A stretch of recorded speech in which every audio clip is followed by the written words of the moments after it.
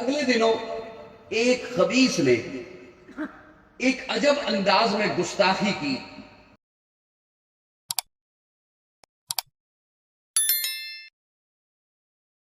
جو ایمان والے ہوں گے وہ اپنا ایمان بچانے کے لیے آبادیوں کو چھوڑ کر جنگلوں کا رخ کریں گے, آبادیوں سے باہر نکلے جائیں گے.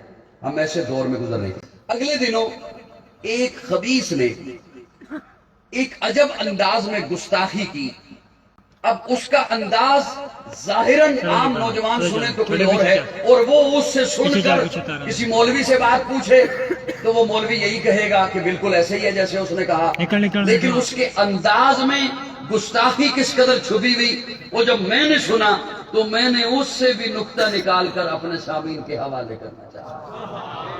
کہتے جب حضور نے فاران کی چوٹی پر اعلان توحید کیا, جب حضور صفا کی پہاڑی پر کھڑے ہوئے اور اعلان توحید کیا تو اتنے بڑے مجمع میں, پورے مکہ کی آبادی تھی, اتنے لوگوں میں کوئی ایک بھی نہیں تھا جس نے لبیک کہا ہو اور وہ ایمان لایا ہو.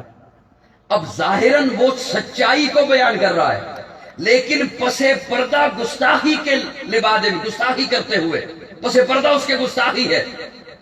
اب وہ یہ بات کسی سے آ کر پوچھے تو لوگ یہی کہیں گے کہ واقعتاً ایسے ہی ہے, جب حضور نے اعلان توحید کیا تو ایک بھی نہیں تھا جس نے لبیک کہا ہو, ایک بھی نہیں تھا جس نے جو ایمان لایا ہو. یہ بات سچ ہے, یہ بات.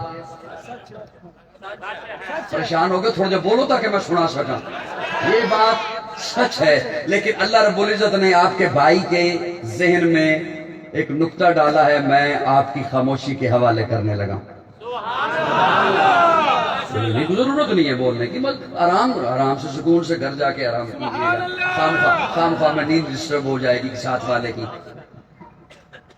اب گستاخی کے لبادے میں وہ کہتا ہے کہ جب پیارے آقا نے اعلان توحید کیا ایک بھی نہیں تھا. میں نے کہا کہ اس مجمع میں سارے قریشی تھے, ہاشمی تھے, مکہ کے لوگ تھے, حضور کے رشتہ دار بھی تھے. کوئی کیسے اس میں ایمان لا سکتا تھا, کوئی کیسے اعلان کر سکتا تھا. دکھ ہوگا جسے بات سمجھ آئی پھر وہ ہضم کر گیا.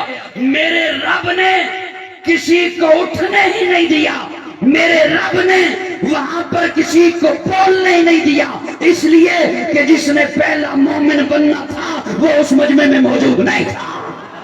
تکبیر, نعرہ تکبیر. تاجدار صداقت سیدنا صدیق اکبر, خلافت صدیق اکبر, صداقت صدیق اکبر, امامت صدیق اکبر. مولانا قاضی متی اللہ سعیدی صاحب, مولانا قاضی متی اللہ, مولانا قاضی متی اللہ سعیدی صاحب.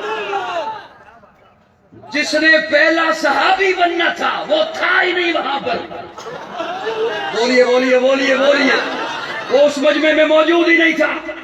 حضرت ابوبکر تجارت کے لیے کسی دوسرے ملک گئے ہوئے تھے, واپس پلٹے. حضرت ختیجہ کا بھانجا حکیم بن حزام وہ دوڑتا ہوا آیا اور آ کے کہتا ہے ابو بکر یہاں اگلے دن تو نہیں تھا, ایک عجب واقعہ ہوا. وہ میرا خالو ہے نا, اچھا یوں بتاتا ہوں, وہ جو تیرا یار ہے نا اس نے اعلان کیا اللہ نے مجھے نبی بنا دیا, میں نبوت مل گئی, میں نبی بن گیا. حضرت ابو بکر کپڑے کی دکان پہ بیٹھے تھے, کپڑا بکھیرا ہوا تھا, گاہک بیٹھے تھے, بھاؤ تاؤ ہو رہا تھا, یہ کتنے کا, اتنے کا, کہاں سے آیا, وہاں سے آیا, ہمیں کتنے کا ملے گا, اتنے کا ملے گا, ہم کتنے کا بیچیں گے, یہ بھاؤ تاؤ ہو رہا تھا. حضرت ابو بکر نے جب سنا نا, ابو بکر نے کپڑا لپیٹا نہیں, کپڑا سمیٹا نہیں, دکان بند نہیں کی, گاہکوں کو ڈیل نہیں کیا. ابو بکر اٹھا, دوڑا, سیدھا پیارے آقا کے دروازے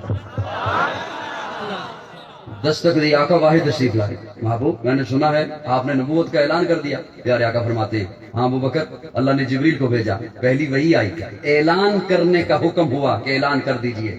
ابو بکر نے ہاتھ رکھے کیتا تے کیا سونیا, پھر ہاتھ تے ہاتھ رکھ دے, تسی نبی بن گئے, میں امتی بن گیا.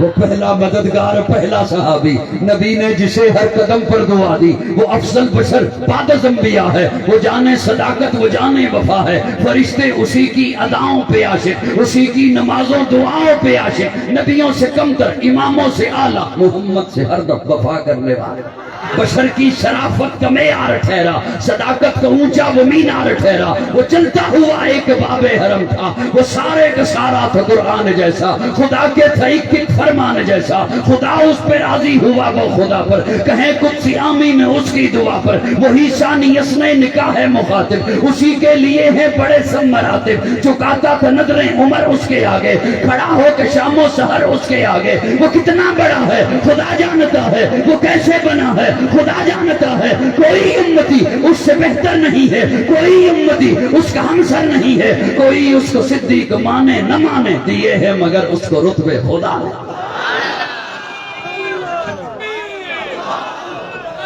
نعرہ ختم نبوت